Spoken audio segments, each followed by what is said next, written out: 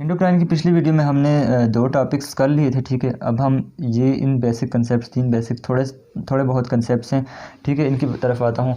Mode of communication का मतलब है कि हार्मोन्स जब हमारे पास ग्लैंड से रिलीज़ हो गए हैं तो ये अब आगे मूव कैसे करेंगे, यानी टारगेट सेल तक कैसे मूव करेंगे, कम्युनिकेशन कैसे होती है, ठीक है। एक होती है हमारे पास जनरल कम्युनिकेशन, ठीक है।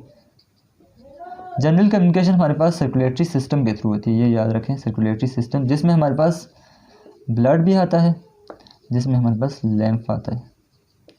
हो गया जनरल कम्युनिकेशन। अब हमारे पास ऐसी कम्युनिकेशन होगी जो इंटरसेलुलर कम्युनिकेशन होगी।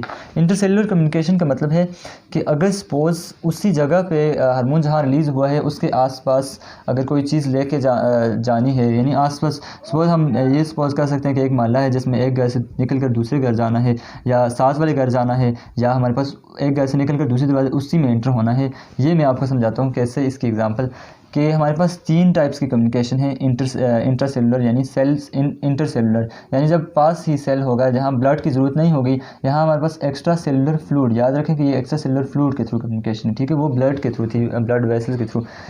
तो ये हमारे पास तीन टाइप्स की, ठीक है, ये इसको समझें। ये हमारे पास पहले भी MCQ में आया है, पैराक्राइन है, ठीक है, और उसके बाद जक्स्टाक्राइन है,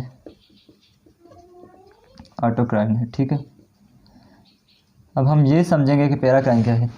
पैराक्राइन का मतलब ये है कि हमारे पास एक सेल से कोई भी केमिकल, पैराक्राइन केमिकल रिलीज़ हुआ और वो हमारे पास उसी 2-3 सेल छोड़ के, यानी बिल्कुल साथ वाला नहीं होगा, लेकिन एक्स्ट्रा सेलुलर फ्लूइड से मूव करके दूसरे सेल, बिल्कुल साथ वाला नहीं होगा, दूसरे किसी सेल में, जैसे हम ये बना देते हैं। सपोज़ ये हमारे पास, आप ये समझिए कि एक मोहल्ला है जिसमें घर हैं, ठीक है, तो क्या होगा, ठीक है।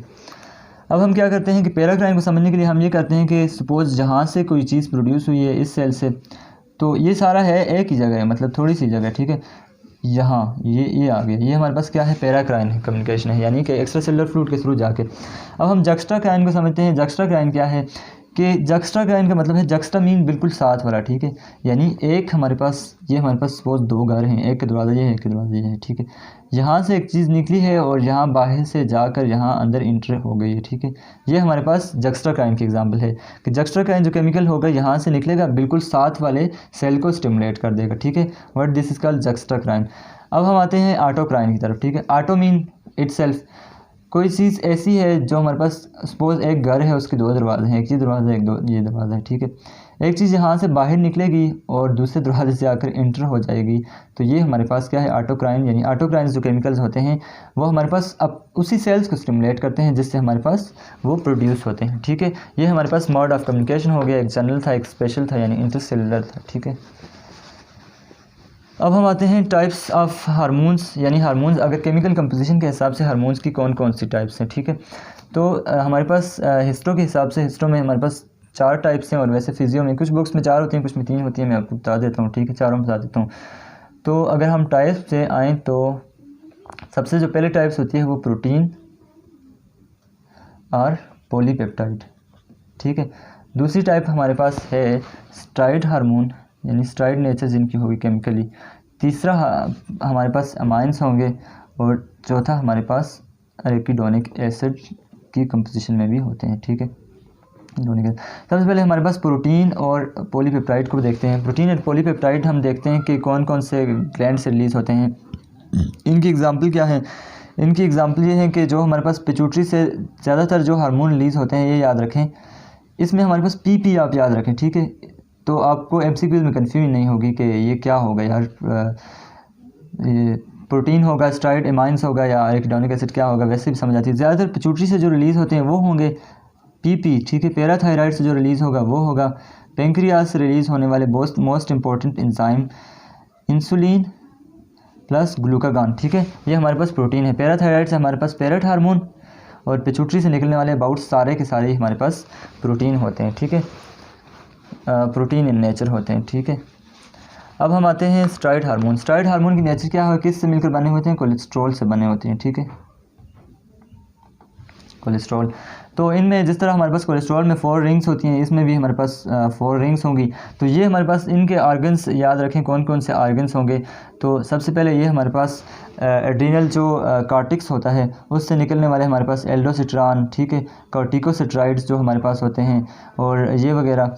और उसके बाद हमारे पास आते हैं जो हमारे पास सेक्स ऑर्गन्स हैं, ओवरी है और टेस्टी।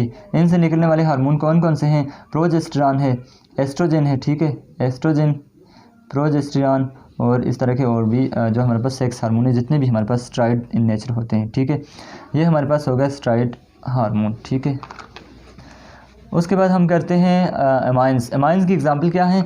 अमाइन मतलब अमाइनो एसिड से डेरिवेटिव। 2 अमाइनो एसिड्स होते हैं जिनसे हमारे पास ड्राइव हो सकते हैं, ठीक है। 2 में ऐसे कर लेता हूँ।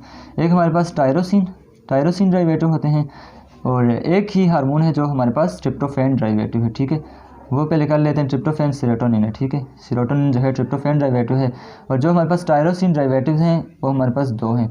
एक एड्रीनल मेडुला से जो हमारे पास प्रोड्यूस होते हैं, जिनमें हमारे पास epinephrine plus norepinephrine. Done. अब हम आते हैं टायरोसिन डेरिवेटिव। दूसरा हमारे पास थायराइड जो हार्मोन है ना, ये भी याद रखें टायरोसिन डेरिवेटिव है, ठीक है। यानी थायराइड के जो फॉलिकल में हार्मोन बनते हैं वो हमारे पास, उनके लिए टायरोसिन का जाना थायराइड में ज़रूरी है। तो थायराइड हार्मोन कौन कौन से हैं? T3 and T4। ये हो गया आपके पास। अब हम लास्ट में आ जाते हैं रिसेप्टर्स पर, ठीक है। प्रोटीन जो है एराकिडोनिक एसिड की एग्जांपल आपके पास प्रोस्टाग्लैंडिन्स है, ठीक है, पीजीज हम कहते हैं प्रोस्टाग्लैंडिन्स को, प्लस हमारे पास ल्यूकोट्राइन्स है, ठीक है। ये हमारे पास इसकी एग्जांपल आप याद रखिएगा। तो इसके बाद हम आते हैं रिसेप्टर्स कौन कौन से हैं, ठीक है। कुछ हार्मोन्स के रिसेप्टर कहाँ लाई करते हैं, ये हार्मोन के रिसेप्टर्स कहाँ हैं, ये जनरल कंसेप्ट थे, ठीक है। रिसेप्टर हमारे पास न्यूक्लियस में भी, सबसे पहले हमारे पास सरफेस पे भी हो सकते हैं रिसेप्टर, किसी भी हार्मोन का रिसेप्टर, ठीक है। उसके बाद साइटोप्लाज्म में हो सकता है, उसके बाद न्यूक्लियस में हो सकता है, ठीक है। अब हम देखते हैं किस किस हार्मोन के रिसेप्टर साइटोप्लाज्म में हैं या किस के न्यूक्लियस में हैं। तो हमारे पास जो वो हार्मोन, एक जनरल कंसेप्ट है कि जो हमारे पास सेल मेम्ब्रेन को क्रॉस नहीं कर सकते, यानी लिपिड डिज़ोल्व नहीं है, ठीक है, लिपिड को में डिज़ोल्व नहीं हो सकते, तो वो हार्मोन हमारे पास सरफेस, उनके रिसेप्टर सरफेस पे होंगे, वो सरफेस से यानी स्टिमुलेट करेंगे।